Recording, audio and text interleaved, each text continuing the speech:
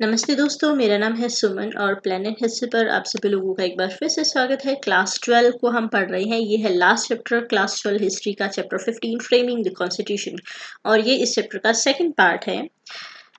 इसको शुरू करने से पहले रिक्वेस्ट करूंगी, प्लीज़ लाइक शेयर सब्सक्राइब ज़रूर कीजिए चैनल को मेरे। और फर्स्ट पार्ट में हम इसके इंट्रोडक्शन के काफ़ी सारे पार्ट्स देख चुके हैं, कुछ लोगों के रोल को भी देख चुके हैं। अब हम शुरू करने वाले हैं सेकंड पार्ट में। शुरुआत जहाँ से हुई थी ऑब्जेक्टिव रेजोल्यूशन से, जो नेहरू ने दिया था 13 दिसंबर 1946 को, जब ये कॉन्स्टिट्यूशन बनना शुरू हुआ था। तो इसके ऑब्जेक्टिव्स को नेहरू जी ने सामने रखा था लोगों के, कि इन ऑब्जेक्टिव्स को हमें अपने दिमाग में रखना है और आगे अब हम अपना कॉन्स्टिट्यूशन बनाना शुरू करेंगे। तो ये था नेहरू का vision. It proclaimed India to be an independent sovereign republic. उन्होंने जो बोला था कि ये जो इंडिया है ये इंडिपेंडेंट सॉवरेन रिपब्लिक होने वाला है। सिटीजन्स को जस्टिस, इन चीज़ों को हम बिल्कुल गारंटी रखते हैं, सिटीजन की जस्टिस, इक्वालिटी और freedom. And assured adequate safeguards shall be provided for minorities, backward and tribal areas, depressed and other backward classes. इन सभी को उनकी इच्छाओं के अनुसार सेफ गार्ड मिल सके, मतलब नॉट इच्छा के अनुसार बट जो उनके लिए भी अच्छा हो और देश के लिए भी अच्छा हो। तो दोनों चीज़ों को ध्यान में रखते हुए कि लोग भी संतुष्ट हों और देश का भी भला हो, दोनों ही चीज़ें। Nehru's historical perspective of constitution, उन्होंने उनका ऑब्वियसली हिस्ट्री, उनका बैकग्राउंड था, तो हिस्टोरिकल पर्सपेक्टिव उनका काफ़ी उन्होंने सामने रखा। Historic affairs of in the past to produce such documents of rights, American और फ्रेंच और रशियन रेवोल्यूशन को सामने रखा। हिस्ट्री ऑफ कॉन्स्टिट्यूशन इंडिया का बताया कि कितना इस चीज़ को पाने के लिए हमने कितना स्ट्रगल किया है, लिबर्टी और फ्रीडम को पाने के लिए। तो ये है उनका, we are not going just to copy, कि हमें इतिहास तो हमने पढ़ा है लेकिन हम दूसरे देशों का सिर्फ कॉपी ही नहीं करने वाले। तो इसको मैं पूरा पढ़ देती हूँ जो उन्होंने कहा था। दिसंबर ये 1946 जो ऑब्जेक्टिव रेजोल्यूशन नेहरू ने दिया था, वो अपने प्रसिद्ध भाषण में जवाहरलाल नेहरू ने यह कहा था, मेरे जहन में बार बार वे सारी संविधान सभाएं आ रही हैं जो पहले यह काम कर चुकी हैं। मुझे उस महान अमेरिकी राष्ट्र के निर्माण की प्रक्रिया का ख्याल आ रहा है जहां राष्ट्र निर्माताओं ने एक ऐसे संविधान रच दिया जो इतने सारे सालों, 1.5 सदी से भी ज्यादा समय तक काल की कसौटी पर खरा उतरा है। उन्होंने एक महान राष्ट्र गढ़ा जो उसी संविधान पर आधारित है। इसके साथ ही मेरी नजर उस महान क्रांति की ओर जाती है जो 150 साल पहले एक अन्य स्थान पर हुई थी। मुझे उस संविधान सभा का विचार आता है जो स्वतंत्रता के लिए इतने सारे संघर्ष लड़ने वाले पेरिस के भव्य एवं खूबसूरत शहर में जुटी थी। उस संविधान सभा ने कितने मुश्किलों का सामना किया था और किस तरह राजा व तमाम अन्य अधिकारी उसके रास्ते में रोड़ा बने रहे थे। इतिहास के ये सारे अध्याय बस मुझे याद आ रहे हैं। सदन इस बात को याद रखेगा कि जब इस तरह की मुश्किलें आई और जब उन संविधान सभाओं के लिए एक कमरा तक नहीं दिया जा रहा था, तो उन्हें टेनिस के खुले मैदान में की सभा में एक शपथ ली थी जिसे टेनिस कोर्ट की शपथ के नाम से जाना जाता है। उन्होंने राजाओं व अन्य ताकतों की रुकावटों के बावजूद अपनी बैठकें जारी रखी और तब तक वहां से नहीं हिले जब तक उन्होंने अपना काम पूरा नहीं कर लिया था। मुझे विश्वास है कि हम भी उसी शुद्ध भावना से यहाँ इकट्ठा हुए हैं और चाहे हमारे बैठक इस कक्ष में हो या कहीं और, चाहे खेतों में हो या बाजार में, हमारी बैठकें तब तक जारी रहेंगी जब तक हम अपना काम पूरा नहीं कर लेंगे। इसके साथ ही मुझे हाल की एक क्रांति का विचार आता है जिसमें एक नए किस्म के राज्य का जन्म हुआ। यह रूस की क्रांति थी जिसने दुनिया के एक शक्तिशाली देश के रूप में सोवियत समाजवादी गणराज्य को जन्म दिया। अब ये 1991 में ऑब्वियसली टूट गया था, पर ये उससे पहले की बात है जो नेहरू जी बोल रहे हैं। आज यह दुनिया में अप्रतिम भूमिका निभा रहा है। यह न केवल दुनिया का ताकतवर देश है बल्कि हमारा पड़ोसी भी है। ये सारे महान प्रयोग हमारे सामने हैं। हमें उनकी सफलताओं से सीखना है और उनकी विफलताओं से बचने का प्रयास करना है। हो सकता है हम उन्हीं विफलताओं से बचने में सफल हो जाएं, क्योंकि किसी भी इंसानी कोशिश में थोड़ी बहुत नाकामी की गुंजाइश तो होती रहती है। परंतु मुझे विश्वास है कि तमाम रुकावटों और कठिनाइयों के बावजूद हम आगे बढ़ेंगे और अब उस सपने को प्राप्त व साकार करके ही दम लेंगे जिसे हम इतने अरसे से अपने दिलों में संजोए हुए हैं। हमने एक स्वतंत्र संप्रभु गणराज्य की स्थापना का दृढ़ और पवित्र संकल्प लिया है। भारत का संप्रभु होना नियत है। इसका स्वतंत्र होना और गणराज्य होना भी स्वाभाविक है। कुछ मित्रों ने सवाल उठाया है, आपने यहाँ लोकतांत्रिक शब्द क्यों नहीं रखा? मैंने उन्हें कहा कि निस्संदेह यह सोचा जा सकता है कि कोई गणराज्य लोकतांत्रिक न हो, परंतु हमारा पूरा इतिहास इस तथ्य का साक्षी है कि हम लोकतांत्रिक संस्थानों के ही पक्षधर हैं। स्वाभाविक है कि हमारा लक्ष्य लोकतंत्र है। लोकतंत्र से कुछ कम कुछ भी नहीं। यह लोकतंत्र कैसा होगा, उसकी शक्ल सूरत कैसी होगी, यह एक अलग मसला है। आज के लोकतंत्रों ने दुनिया की प्रगति में जबरदस्त भूमिका निभाई है और उनमें से बहुत सारे यूरोप तथा अन्य स्थानों के देश हैं। परंतु यह संदेहजनक हो सकता है कि अगर उन्हें पूरी तरह लोकतांत्रिक बने रहना है, तो न जाने कब उन लोकतंत्रों को अपनी शकल सूरत थोड़ी बहुत बदलनी पड़ेगी। मैं आशा करता हूं कि किसी कथित लोकतंत्र देश की एक खास लोकतांत्रिक प्रणाली या किसी संस्थान विशेष की हम सिर्फ नकल करने वाले नहीं हैं। हो सकता है कि हम उससे बेहतर कुछ रच दें। बहरहाल किसी भी सूरत में हम यहाँ जैसी चाहे सरकार बनाए, वह हमारे लोगों के स्वभाव के अनुरूप और उनको स्वीकार्य जरूर होनी चाहिए। हम लोकतंत्र के हक में हैं। यह इस सदन को तय करना है कि इस लोकतंत्र पूर्णतम लोकतंत्र का स्वरूप कैसा होगा। सदन इस बात को देख सकता है, यद्यपि इस प्रस्ताव में हमने लोकतंत्र शब्द का इस्तेमाल नहीं किया है, क्योंकि हमें लगता है कि यह तो स्वाभाविक ही है कि गणराज्य शब्द में यह शब्द पहले ही निहित होता है। इसलिए हम अनावश्यक और अनुपयोगी शब्दों का प्रयोग नहीं करना चाहते थे। हमने शब्दों के उपयोग मात्र से कहीं ज्यादा ध्यान दिया है। हमने इस प्रस्ताव में लोकतंत्र की अंतर्वस्तु प्रस्तुत की है, बल्कि लोकतंत्र की ही नहीं, आर्थिक लोकतंत्र की अंतर्वस्तु प्रस्तुत की है। अन्य सदस्यों को इस बात पर आपत्ति हो सकती है कि इस प्रस्ताव में हमने भारत को एक समाजवादी राज्य बनाने का उल्लेख क्यों नहीं किया है। यहाँ मेरा केवल इतना ही कहना है कि मैं समाजवाद का समर्थक हूँ और मुझे आशा है कि एक दिन भारत भी समाजवाद के पक्ष में होगा और वही भारत एक समाजवादी राज्य की स्थापना के मार्ग पर चलेगा। और मुझे पूरा विश्वास है कि एक दिन पूरी दुनिया को इसी मार्ग पर चलना होगा। तो ये उनके शब्द थे, इनको मैं बहुत ज़्यादा डिस्क्राइब नहीं करूंगी, आप लोग समझ सकते हैं। Was constituent assembly under the shadow of British gun. अब इसी के बाद काफी और भी बातें चली कि जब ये शुरू हुआ था तो ब्रिटिश विंटर 46-47 में हुआ था, शुरू दिसंबर में। तो assembly deliberated, the British were still in India. Interim administration headed by Nehru. अब अंतरिम सरकार तो बन गई थी, इंटरिम गवर्नमेंट जिसके हेड नेहरू थे, but only operate under the direction of viceroy. पर वो ऑपरेट सिर्फ वाइसरॉय के डायरेक्शन पे ही कर सकती है और उस ब्रिटिश गवर्नमेंट की अनुमति पे जो लंदन में बैठी हुई थी। तो इसीलिए कम्युनिस्ट लीडर सोमनाथ लहरी बोलते थे कि ब्रिटिश इंपेरियलिज्म का काला साया हमारे ऊपर अब भी है, हम उनके नीचे अगर जो बनाएंगे वो वही बनेगा जो ब्रिटिश चाहते हैं। तो उन्होंने अर्ज किया था इंडियंस से और मेंबर्स से कि भाई हमको पहले खुद को पूरी तरीके से इस इंपेरियल रूल से स्वतंत्र होना है, उसके बाद हम डिसाइड करेंगे कि हमको देश कैसा बनाना है। पहले उनको यहाँ से हटाओ, उनको हमारे सिर पे मत बिठा के रखो। Constituent assembly was British made. ये भी काफी लोगों का मानना था कि ये कॉन्स्टिट्यूंट असेंबली है, ये ब्रिटिश मेड है, लाहिरी की तरह ही। Working the British pen as the British should like it to be work out, मतलब वैसे ही होगा जैसा ब्रिटिश चाहेंगे।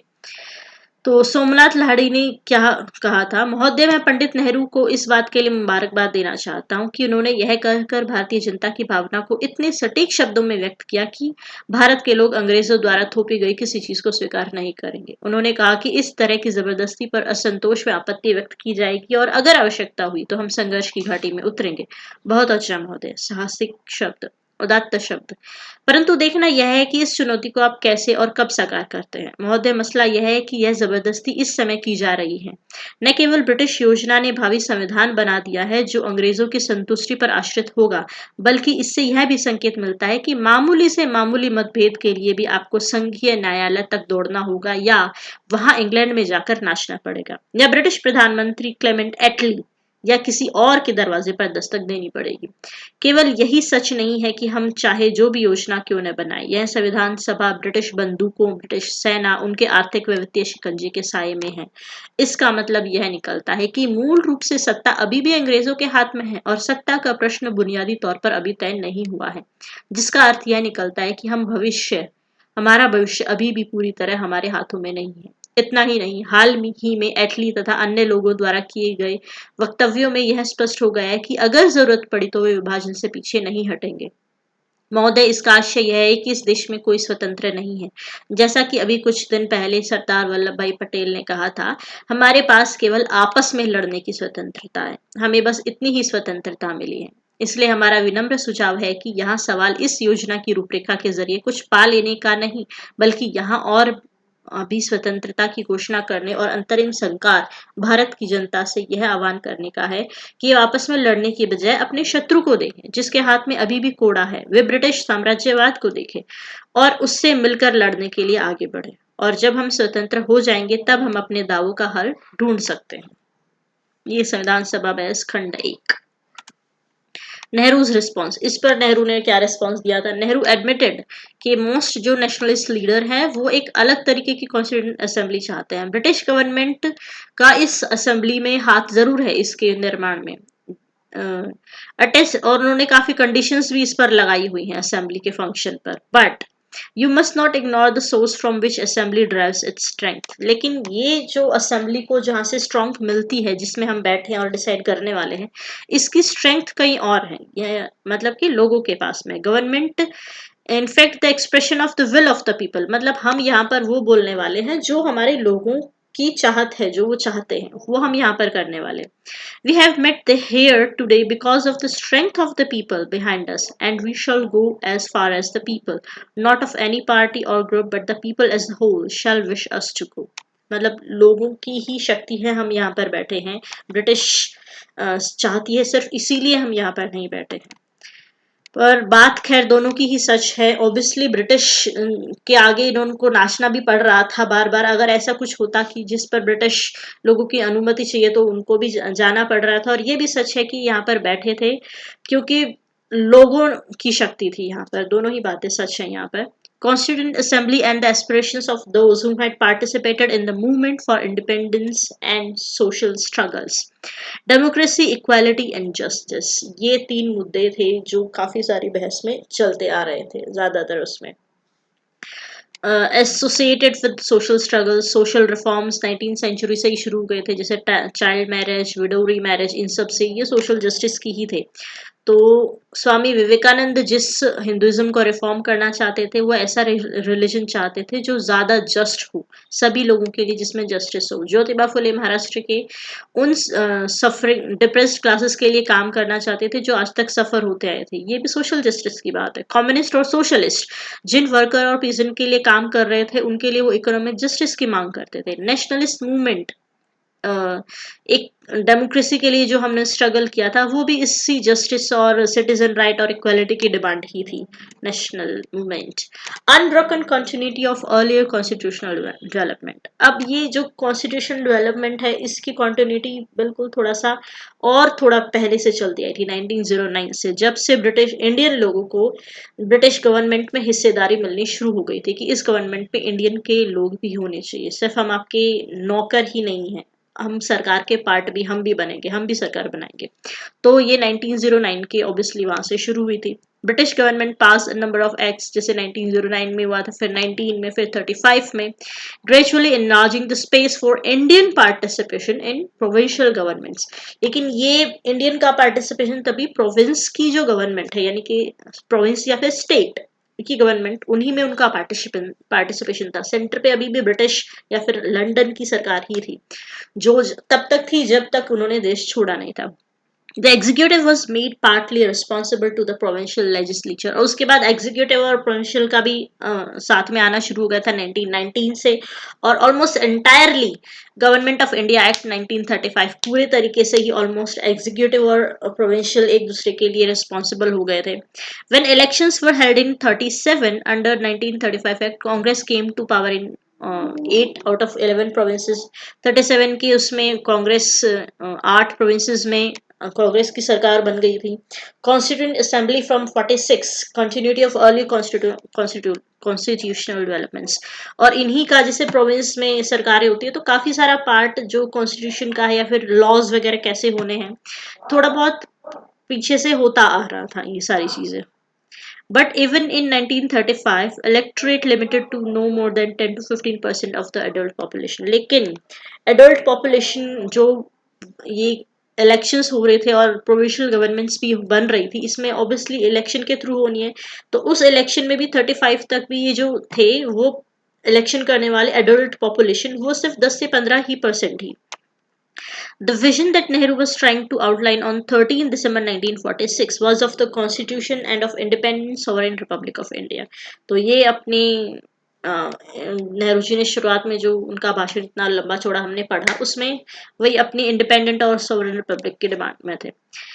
Edwin Monte was the author of Montague-Chelmsford reforms of 1919 शुरुआत में, which allowed some reform of representation in provincial legislative assembly. ये है Chelmsford reforms 1919. In the winter of 46, Indian leaders went to London. अब वही इनको जाना पड़ा London. Forward turn to be a fruitless round of talks with British Prime Minister Attlee, left to right. Liaquat Ali left to right, Liaquat Ali, Mohammad Ali Jinnah और ये हैं बलदेव सिंह और ये पैट्रिक लॉरेंस जो लंदन के चक्कर लगा रहे हैं उनकी किसी डिमांड को हाँ भरने के लिए, एटली से मिलने के लिए, है ना। The problem with separate electorates, दूसरी एक प्रॉब्लम आती है अब है सेपरेट इलेक्टोरेट्स के डिमांड। 27 अगस्त 1947 बी पॉकर बहादुर मद्रास के, उन्होंने काफी पावरफुल प्ली किया, मतलब अपनी डिमांड रखी कि भाई जो सेपरेट इलेक्टोरेट्स पहले आजादी से पहले थे वो अब भी माइनॉरिटीज को मिलते रहने चाहिए। अब वो अंग्रेज की सरकार में थे और वो थे तब भी क्योंकि सेंटर पे जो अंग्रेज की सरकार थी वो लोगों के लिए नहीं सोच सकती थी, इसीलिए सेपरेट इलेक्टोरेट्स उन्होंने रखे, लोगों ने स्वीकार भी कर लिए थे। ऑब्वियसली वो चाल तो अंग्रेजों की थी लोगों को बांटने के लिए, लेकिन लोगों ने भी इस चीज को मान लिया था कि भाई अपने लोगों का तो हमको ही सोचना पड़ेगा, वो तो ऊंची क्लास के लोग हैं वो अपने लिए सोचेंगे, ऐसा ऐसा ऐसा। तो ये डिमांड अब भी किसी ने रखी, शुरुआत की थी, वो थी पॉकर बहादुर ने मद्रास से जो थे। सेपरेट इलेक्टोरेट्स माइनॉरिटीज के लिए ऐसे कंटिन्यू रहे आजाद होने के बाद देश। This demand for separate electorates provoked anger and डिसमे, लेकिन काफी लोगों के दिमाग में ये गुस्सा और वो बढ़ गया कि भाई अंग्रेजों ने जो बंटवारे का बीज बोया था वो अभी भी आप चाहते हैं कि एक तो वैसे ही देश अलग होने वाले हैं, ऊपर से आप क्या चाह रहे हैं कि देश के अंदर भी लोग बटे हुए हों और ज्यादा बटते ही चले जाएं। तो ये लोगों के बहुत ज्यादा बहस का मुद्दा छिड़ गया था। नेशनलिस्ट चाहते थे कि जो देख रहे थे जो सेपरेट इलेक्टोरेट्स हैं वो introduce by British to divide the people. आर.वी. धोलेकर ने फिर ये बहादुर जी को बोला था कि English played their game under the cover of safeguards with the help of it they allowed you, मतलब उन्होंने बोला कि भाई तुमको एक सेफ गार्ड मिलेगा और उन्होंने तुमको ललचा लिया माइनॉरिटीज को और तुमने मांग लिया to a long lull give it up now, अब इसको छोड़ो, now there is no one to misguide you. अब यहाँ पर अंग्रेज सरकार नहीं है जो तुमको मिसगाइड करेगी और ललचाएगी और ऐसा बंटवारे के लिए तुमको मनाएगी, मान लेगी तुम्हारी बातों को। सरदार पटेल ने कहा था इस पर कि separate electorates was a poison that has entered the body politic of our country. Do you want peace in this land? If so, do away with it. मतलब अगर चाहते हो शांति और लोग मिलकर एक दूसरे के साथ रहें तो इस सोच को छोड़ दो, सेपरेट इलेक्टोरेट वाली इस चीज को भूल जाओ। गोविंद बल्लभ पंत ने इस पर बोला था हार्मफुल है ये नेशन के लिए बहुत ज्यादा और माइनॉरिटीज के लिए और भी ज्यादा है, क्योंकि वो एक बार अगर हो गए अलग कि हमको अलग चाहिए सेपरेट इलेक्टोरेट तो वो हमेशा के लिए अलग हो जाएंगे और वो इन पर अलग होने का धब्बा कभी नहीं धुलेगा फिर। There is the wholesome and to some extent degrading habit of thinking always in the terms of communities and never in terms of citizens. अब आप अपनी कम्युनिटी के टर्म में ना सोचे, अब सिटीजन के तरीके से सोचे कि इंडिया के सिटीजन है, इक्वल है हम सभी के, हम नीचे दबे हुए खुद आप बोलते रहेंगे तो हमेशा ही दबे रह जाएंगे। इक्वली खुद को ट्रीट कीजिए सिटीजन के तरीके से और कम्युनिटी मेंबर के तरीके से छोड़ना मतलब सोचना बंद कर दीजिए। Let us remember that it is the citizen that must count, मतलब जिसकी चिंता करनी है वो सिटीजन है हमारे लिए, कम्युनिटी नहीं है। और मतलब है भी कम्युनिटी तो वो भी सिटीजन के तरीके से सोचना है उसके बारे में भी कि ये हमारा सिटीजन है इंडिया का और इसकी हम भलाई कैसे कर सकते हैं। Behind all these arguments was the concern with the making of A unified nation. The constitution ने सिटीजन के राइट की डिमांड की है, भाई उनको ये मिलेगा, सिटीजन को सभी को ऑफर होगा, लेकिन उसके बदले में सिटीजन को भी अपनी लॉयल्टी स्टेट के लिए ऑफर करनी होगी। मतलब आप देश के लिए सोचें पहले, बाद में अपनी कम्युनिटी के लिए सोचे। Communities could be recognised as cultural identities and ensured cultural rights. ये आपको अपने कल्चरल राइट्स, अपने कल्चर को प्रिजर्व करने के लिए, कम्युनिटी की कल्चर को प्रिजर्व करने के लिए सभी राइट मिलेंगे आपको। ठीक है। पॉलिटिकली ऑल जो कम्युनिटीज हैं वो इक्वल मेंबर हैं एक ही स्टेट की। हर एक कम्युनिटी को अलग अलग से कोई वो नहीं मिलेगा। तो सभी इक्वल हैं, तो सभी को इक्वल अपॉर्चुनिटीज भी मिलेंगी, राइट्स भी मिलेंगे। नॉट ऑल मुस्लिम्स, और ऐसे ही कुछ अगर मुस्लिम थे इंडिया में जो रह गए थे, जो डिमांड थे, उसमें से ज्यादातर मुस्लिम थे वो इसके अगेंस्ट में थे सेपरेट इलेक्टोरेट के। जैसे कि बेगम एजाज रसूल सेपरेट इलेक्टोरेट को सेल्फ डिस्ट्रक्टिव बोला कि अगर हमने खुद के लिए मांग की तो हम खुद का ही नाश कर लेंगे। Isolated the minority from the majority, और हमें हमेशा के लिए ही मेजोरिटी से अलग थलग कर देगी और हम पर एक अलग होने का थप्पा लग जाएगा।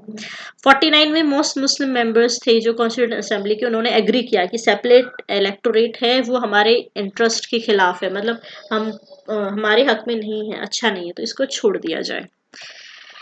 अंग्रेज तो चले गए मगर जाते जाते शरारत का बीज बो गए। सरदार वल्लभ भाई पटेल ने कहा था, यह दोहराने का कोई मतलब नहीं है कि हम पृथक निर्वाचिका की मांग इसलिए कर रहे हैं क्योंकि हमारे लिए यही अच्छा है। यह बात हम बहुत समय से सुन रहे हैं, हम सालों से यह सुन रहे हैं, और इसी आंदोलन के कारण अब हम एक विभाजित राष्ट्र हैं। क्या आप मुझे एक भी स्वतंत्र देश दिखा सकते हैं जहां पृथक निर्वाचिका हो? अगर आप मुझे दिखा दें तो मैं आपकी बात मान लूंगा। लेकिन अगर इस अभागे देश में विभाजन के बाद भी पृथक निर्वाचिका की व्यवस्था बनाई रखी गई तो यहाँ जीने का कोई मतलब नहीं होगा। इसलिए मैं कहता हूँ कि यह सिर्फ मेरे भले की बात नहीं है, बल्कि आपका भला भी इसी में है कि हम अतीत को भूल जाएं। एक दिन हम एकजुट हो सकते हैं। अंग्रेज तो चले गए मगर जाते जाते शरारत का बीज बो गए। हम इस शरारत को और बढ़ाना नहीं चाहते। जब अंग्रेजों ने यह विचार पेश किया था तो उन्होंने यह उम्मीद नहीं की थी कि उन्हें इतनी जल्दी भागना पड़ेगा। उन्होंने तो अपना शासन की सुविधा के लिए यह किया था। खैर कोई बात नहीं, मगर अब वे अपनी विरासत पीछे छोड़ गए हैं, अब हम इससे बाहर निकलेंगे या नहीं? और इसी तरीके से 27 अगस्त 1947 को संविधान सभा की बहस में गोविंद बल्लभ पंत ने जो कहा था वो, मेरा मानना है कि पृथक निर्वाचिका सेपरेट इलेक्टोरेट्स अल्पसंख्यकों के लिए आत्मघाती साबित होगी और उन्हें बहुत भारी नुकसान पहुंचाएगी। अगर उन्हें हमेशा के लिए अलग थलग कर दिया गया तो वे कभी भी खुद को बहुसंख्यकों में रूपांतरित नहीं कर पाएंगे। निराशा का भाव शुरू से उन्हें अपंग बना देगा। क्या आप चाहते हैं और हमारा अंतिम उद्देश्य क्या है? क्या अल्पसंख्यक हमेशा अल्पसंख्यकों के रूप में ही रहना चाहते हैं, या वे भी एक दिन एक महान राष्ट्र का अभिन्न अंग बनने और उसकी नियति को निर्धारित व नियंत्रित करने का सपना देखते हैं? मेरा विचार है कि अगर उन्हें शेष समुदाय से अलग रखा जाता है और ऐसे हवाबंद कमरे में काट कर रखा जाता है जहां उन्हें हवा के लिए भी अब औरों पर निर्भर रहना पड़ेगा, तो यह उनके लिए भयानक रूप से खतरनाक होगा। अगर अल्पसंख्यक पृथक निर्वाचिका से जीत कर आते रहे तो कभी प्रभावी योगदान नहीं दे पाएंगे। फिर दूसरा है, there can be any divided loyalty, खंडित निष्ठा के लिए कोई जगह नहीं। गोविंद वल्लभ पंत ने कहा था, निष्ठावान नागरिक बनने के लिए लोगों को समुदाय और खुद को बीच में रखकर सोचने की आदत छोड़नी पड़ेगी। लोकतंत्र की सफलता के लिए व्यक्ति को आत्मानुशासन की कला का प्रशिक्षण लेना होगा। लोकतंत्र में व्यक्ति को अपने लिए कम तथा औरों के लिए ज्यादा फिक्र करनी चाहिए। यहाँ खंडित निष्ठा के लिए कोई जगह नहीं है। सारी निष्ठाएं केवल राज्य पर केंद्रित होनी चाहिए, यानी कि देश के लिए। यदि किसी लोकतंत्र में आप प्रतिस्पर्धी निष्ठाएं रख देते हैं या ऐसी व्यवस्था खड़ी कर देते हैं जिसमें कोई व्यक्ति या समूह अपने अपव्यय पर अंकुश लगाने की बजाय बृहत्तर या अन्य हितों की जरा भी परवाह नहीं करता, तो ऐसे लोकतंत्र का डूबना निश्चय है। Questions of economic background people. अब कुछ लोग जो सेपरेट इलेक्टोरेट्स तो नहीं, लेकिन उनकी प्रोटेक्शन किस तरीके से हो सकती है, ये दूसरा सवाल था। फिर ये जिन्हों अब तक जो भुगतते आए थे उनको हम राइट्स तो दे देंगे, लेकिन समाज की सोच तो नहीं बदलेगी ना, वो तो उनको फिर भी वैसे ही ट्रीट करते आएंगे। तो उसका क्या हल हो सकता है? जैसे एनजी रंगा सोशलिस्ट लीडर थे पीजेंट मूवमेंट के, उन्होंने कहा कि minorities be interpreted in economic terms, मतलब अगर कोई माइनॉरिटी है तो वो उसकी संख्या में नहीं देखना है। उनको अगर कोई फैसिलिटी देनी है तो उन लोगों को नहीं देना देखना है जो जिसकी कम्युनिटी संख्या में कम है। ऐसे तो हजारों कम्युनिटीज हैं फिर यहाँ पर। तो माइनॉरिटीज कौन है? जो इकोनॉमिकली बैकवर्ड और पुअर है। रियल माइनॉरिटीज वो तो पुअर एंड डाउन ट्रोडन, और ये मेरा सबसे अच्छा विचार है, मैं भी इसको मानती हूँ। ही वेलकम द लीगल राइट्स और उन पर कुछ लीगल राइट्स को वेलकम किया, लेकिन उस पर कुछ लिमिट भी रखी। जैसे अगर पुअर लोगों के लिए मीनिंगलेस है कि अब उनको पता चले भी आपके पास ये फंडामेंटल राइट्स है, मतलब उनको उनसे रोजी रोटी तो नहीं मिलने वाली है ना, उनको तो उनको कोई प्रोटेक्शन तो नहीं मिलने वाला। तो इसलिए उनको प्रोटेक्शन चाहिए, they need troops, they need a letter, जिससे वो आगे बढ़ सके, इकोनॉमिकली ग्रो कर सके। जो गल्फ उनको सेपरेट, आज तक वो जिसकी वजह से सेपरेट होते आए हैं इतने Indians, those claiming to speak on their behalf of constitution assembly. Jaipal Singh about tribals. अब ट्राइबल्स की बात करें, उनके रिप्रेजेंटेटिव के रूप में थे जयपाल, क्योंकि वो खुद भी एक ट्राइबल रहे होंगे। वेलकमिंग द ऑब्जेक्टिव रेजोल्यूशन, उसके बाद उन्होंने कहा कि as an adivasi I am not expected to understand the legal intricacies of the resolution. मतलब मैं आदिवासी हूँ, मुझे लीगल इंट्रिकेसीज बहुत ज्यादा समझ में नहीं आएंगी इसकी, लेकिन my common sense tells me that every one of us should march in that road to freedom and fight together. मतलब हम सभी को इक्वली उस रोड पर फ्रीडम के लिए आगे बढ़ना है। Sir, if there is any group of Indian people, अगर कोई है जो अब तक बहुत ज्यादा बैडली ट्रीट होता आया है, they have been disgracefully treated, neglected for last 6000 year, तो मेरा ग्रुप है। Now we are going to start a new chapter. अब हम नया चैप्टर शुरू करने वाले हैं इंडिपेंडेंट इंडिया का, जहां पर इक्वल अपॉर्चुनिटीज होंगी, कोई भी नेग्लेक्ट नहीं होगा उनसे। लेकिन एक और बात है कि जो ट्राइब्स हैं उनको प्रोटेक्शन की ज़रूरत है, उनको उस इंश्योर कंडीशंस की ज़रूरत है जिसमें उनको हेल्प मिल सके जनरल पॉपुलेशन के लेवल तक आने के लिए। हम न्यूमेरिकल माइनॉरिटी नहीं है कि हमें प्रोटेक्शन की ज़रूरत हो, लेकिन हमारी ज़मीनों को हमसे छीन लिया गया, हमको फॉरेस्ट और पैस्चर लैंड से हटा दिया गया, हम एक नई जगह पर जाकर रहने के लिए विवश हुए, जहाँ पर हम नहीं जानते थे कि हमको अपनी रोजी रोटी कैसे कमानी है। तो हमको इसीलिए लोगों ने फिर प्रिमिटिव और बैकवर्ड करके, हम इस सोसाइटी ने हमसे पीठ फेर ली और हमसे दूर हो गए। इमोशनल और फिजिकल डिस्टेंस हमसे सभी लोगों ने बना लिया, लेकिन हमारा अब ये बात है कि आप लोगों को हमसे मिक्स होना चाहिए और हम भी आपसे मिक्स होने के लिए तत्पर बैठे हैं। Not asking for separate electorates, हमको कोई सेपरेट इलेक्टोरेट नहीं चाहिए। बस क्या चाहिए, reservation of seats in the legislature. Legislature में ऐसी रिजर्व सीट जहां पर कोई ट्राइबल आकर बैठे और अपनी बातों को रख सके कि हमें क्या चाहिए है, रिप्रेजेंट कर सके ट्राइबल्स को, जैसे कि मैं हूँ खुद। ऐसे the real humanities are the masses of the country. फिर जवाहरलाल नेहरू ने एक और कहा था कि जो मैनिटीज के बारे में है, स्वागत करते हुए एनजी रंगा ने कहा था, महोदय, अच्छा, एनजी रंगा ने कहा था, महोदय, अल्पसंख्यकों के बारे में बहुत बातें हो रही हैं। असली अल्पसंख्यक कौन है? तथाकथित पाकिस्तानी प्रांतों में रहने वाले हिंदू, सिख या यहाँ तक कि मुसलमान भी अल्पसंख्यक नहीं है। जी नहीं, असली अल्पसंख्यक तो इस देश की जनता है। यह जनता इतनी दबी कुचली और इतनी उत्पीड़ित है कि अभी तक साधारण नागरिक के अधिकारों का लाभ भी नहीं उठा पा रही है। स्थिति क्या है? आप आदिवासी इलाकों में जाइए, उनके अपने कानूनों, उनके जनजातीय कानूनों, उनकी जमीन को उनसे नहीं छीना जा सकता। लेकिन हमारे व्यापारी वहां जाते हैं, तथाकथित मुक्त बाजार के नाम पर उनकी जमीन छीन लेते हैं। भले ही कानून जमीन की इस बेदखली के खिलाफ हो, व्यापारी इन आदिवासियों को तरह तरह के बंधनों में जकड़कर गुलाम बना लेते हैं और पीढ़ी दर पीढ़ी दास्ता के नक में ढकेल देते हैं। आइए अब आम गांव वालों को देख लेते हैं। वहां सूदखोर पैसा लेकर जाता है और गांव वालों को अपनी जेब में डाल लेता है। वहां जमींदार है और मालगुजार है, वे अन्य लोग हैं जो इन गरीब देहातियों का शोषण करते हैं। इन लोगों में मूलभूत शिक्षा तक नहीं है। असली अल्पसंख्यक यही लोग हैं जिन्हें सुरक्षा और सुरक्षा का आश्वासन मिलना चाहिए। उन्हें आवश्यक सुरक्षा प्रदान करने के लिए केवल इस प्रस्ताव से काम चलने वाला नहीं है। अब आता है question of depressed classes. Some members of depressed caste emphasize that the problem of the untouchables not resolved through protection as safeguard alone। मतलब जो अनटचेबल्स की है, वो सिर्फ उनको प्रोटेक्शन या राइट्स वगैरह देखकर नहीं होने वाली है। हमें इन नॉर्म्स को खत्म करना पड़ेगा, सोशल नॉर्म्स को, इन डिसेबिलिटीज को, जो अनटचेबिलिटी को और प्रमोट करती है। We have been suffering, but we are prepared to suffer no more. We have realized our responsibilities and we know how to assert ourselves। ऐसा नागप्पा जी नागप्पा ने कहा था, जो मद्रास से थे, कि और ज्यादा हम अब सफर करने वाले नहीं हैं।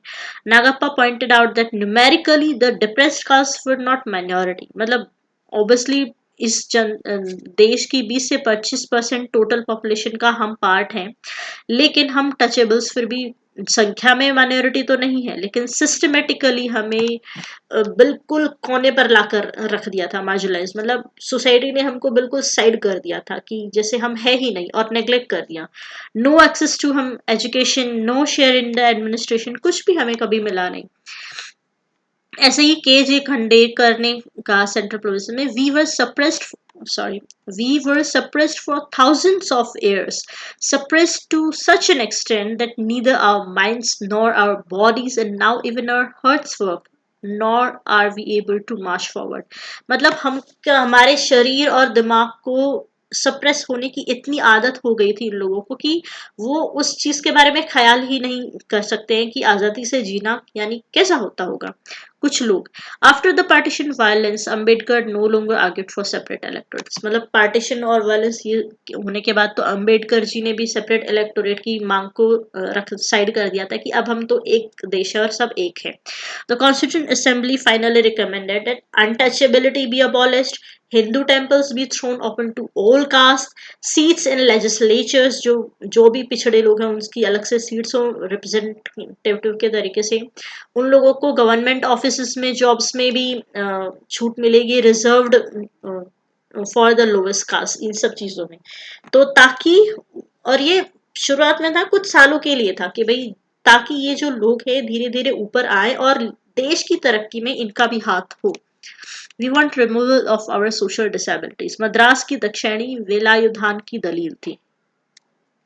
विलायुदान मद्रास से, हमें सब तरह की सुरक्षाएं नहीं चाहिए, इस देश के कमजोरों को नैतिक सुरक्षा का आवरण चाहिए।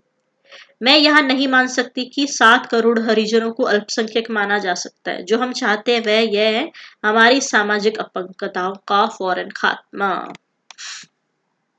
We have never asked for privileges. Bombay में हंसा मेहता ने महिलाओं के लिए न्याय की मांग की। अब ये महिलाओं के लिए हंसा मेहता बोलती है, आरक्षित सीटों की नहीं और न ही पृथक चुनाव क्षेत्र की, हमें नहीं चाहिए। हमने हमने विशेषाधिकार कभी नहीं मांगे, हमने सामाजिक न्याय, आर्थिक न्याय और राजनीतिक न्याय की मांग की है, मतलब इन सभी में हमको इक्वल अपॉर्चुनिटीज मिल सके।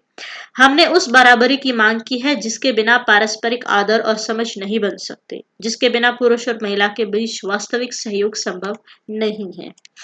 तो ये वाला पार्ट काफी लंबा था, मैं भी थक गई। तो बहुत ज्यादा ऐसा कोई पॉइंट था नहीं कि जिसको आसानी से समझा ना जा सके, तो इसलिए मैंने काफी चीजों को बस रीड आउट कर दिया था। पॉइंट्स आपके, नोट्स आपके सामने आ गए हैं। इसमें से अगर कुछ नहीं समझ में आता तो मुझे कमेंट्स में लिख सकते हैं। तो अब पसंद आती है मेरी वीडियोस तो प्लीज लाइक शेयर और सब्सक्राइब जरूर कीजिए। इसके बाद हम लास्ट पार्ट में मिलने वाले हैं इस चैप्टर का, फिर ये चैप्टर खत्म हो जाएगा। तो जाने से पहले रिक्वेस्ट करूंगी प्लीज सब्सक्राइब जरूर कीजिए मेरे चैनल को। आज के लिए इतना ही, टाटा बाय बाय।